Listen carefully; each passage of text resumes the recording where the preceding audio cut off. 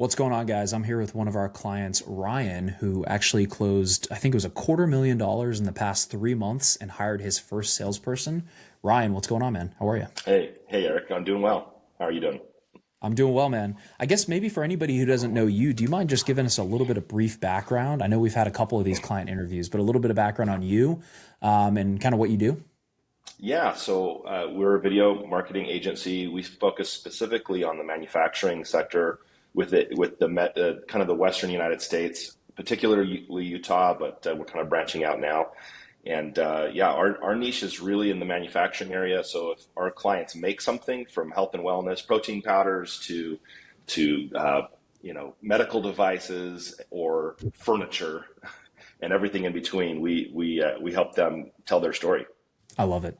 And I know this was we helped you. Obviously, you've been with us for a little bit, but we've helped you a little bit with the like actually structuring the ads, the inbound hmm system, and now hiring the salesperson. I guess talk a little bit about kind of what that experience has been like hiring a salesperson, because this is your first time hiring somebody, Yeah, right? yeah. Actually, interestingly enough, he was our first hire. I'd outsourced crew positions. Did that all the time. Editing, I outsourced a lot, but our real, meat and potatoes kind of role within the company. This was our first time, and it was a little bit of a revelation. I remember sending you a message like after the first time he kind of advanced a client call forward. I was on an airplane going to Chicago. I didn't have time to get this lead that had just come in. We're all about close those leads really quickly, Yep. get in front of the customer really quickly because they're expensive and you want to Yep. move fast. And he told me, he's like, Ryan, I've got it. You go do your thing in Chicago, and when you get back, we'll have this squared away. And when I landed, he's like, yeah, here's the call. He sent me the meeting notes, and I listened to it while I was taxiing um, and getting my Uber to my hotel, and I was just smiling the whole way. Like I didn't have to do that. I didn't. I didn't have to be the one to do that, and I felt like, okay, for the first time in my business's history, I was working on my business, not in my business. And that was a revelation for me. Isn't that such a weird? I remember my first time having a client, having someone actually close a deal, and I wasn't Yep. there. I was like, "What in the world is happening?" Yeah. Like, I don't have to be on these calls, and it's a very weird, like, humbling experience. I think because it's like you start to realize like you are necessary in the business, but you're not as necessary as you think you need to Yeah. be, which is kind of Yeah. like a freeing and weird feeling at the same time, Yeah. which is always fun. And then all of these have been from like obviously you're scaling ads right now, you're scaling the inbound system. He's taking those appointments.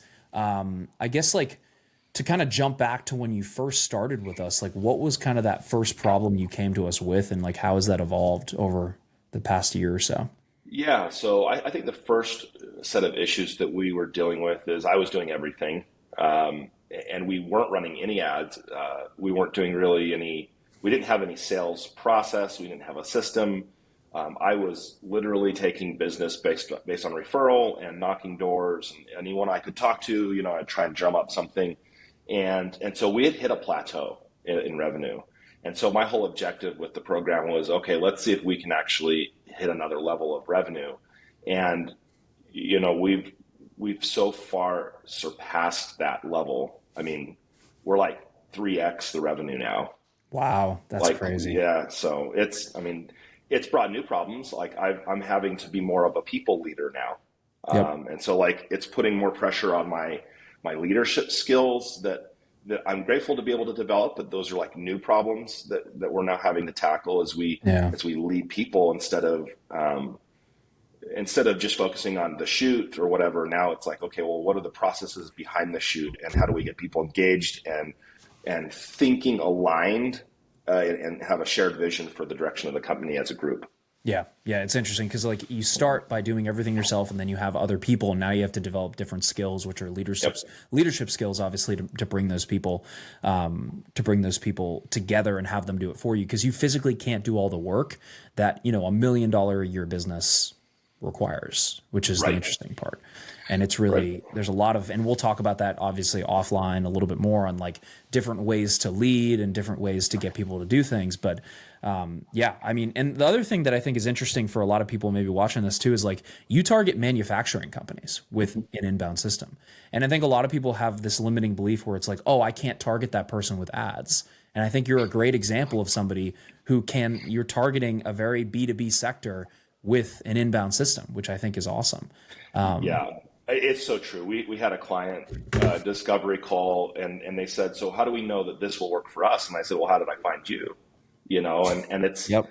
it's like people are human at the end of the day, you know, even though they may be blue collar or white collar in a B2B sector, if they go home and they're going to go on Instagram or they're going to go on TikTok and we're going to find them. And so far that's provided fruit. You know, it maybe the cost per lead is a little higher than it is in other sectors, but my But when return you're on closing investment is $90,000 deals, it and that's the doesn't, thing is the it's lead worth it. cost is higher maybe, but you also have way higher like ceilings It for deals. So it way, ends way up being higher. the same anyways. Yeah. Yep, Yep. precisely. I love it. Has there been anything that's been like particularly helpful working with us so far? Like I know it keeps changing a little bit of like different things Yep. that we're working on, but like has there been anything that's been particularly helpful to you? I would say it's probably twofold, and there are probably two different ways to say the same thing. I think that Master Filmmaker, first, the community is helpful. There's a lot of ideation and you know, throwing things back and forth within just the community, not even your team or you yourself, and that's been helpful. Making new contacts, getting on calls, you know, kind of problem solving with others, and realizing that we're not competitive with each other. We're more supportive, and that's been helpful.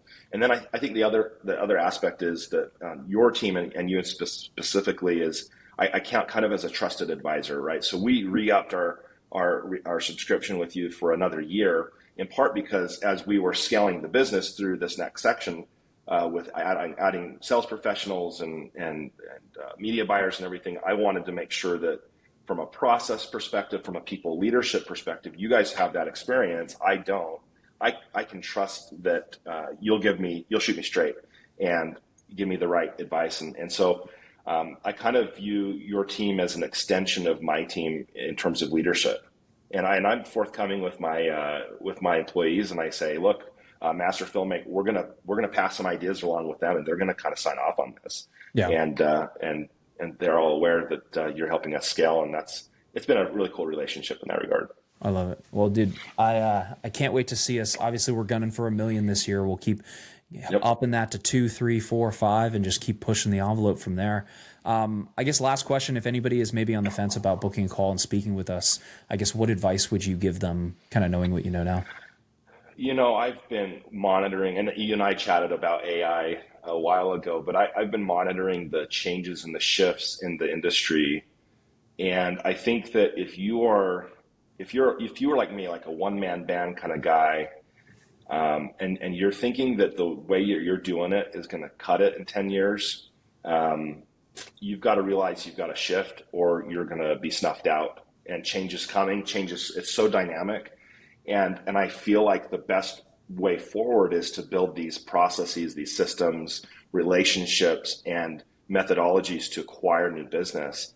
And I would say that you owe your business, it needs it. You owe yourself the time to give it a serious consideration, because it's more than just some kind of group that we're going to hang out and copy paste and do your thing. It's a substantial philosophical and methodical change to your business. And so listen up, implement it, and I think you'll find yourself in a very good place 10 years from now.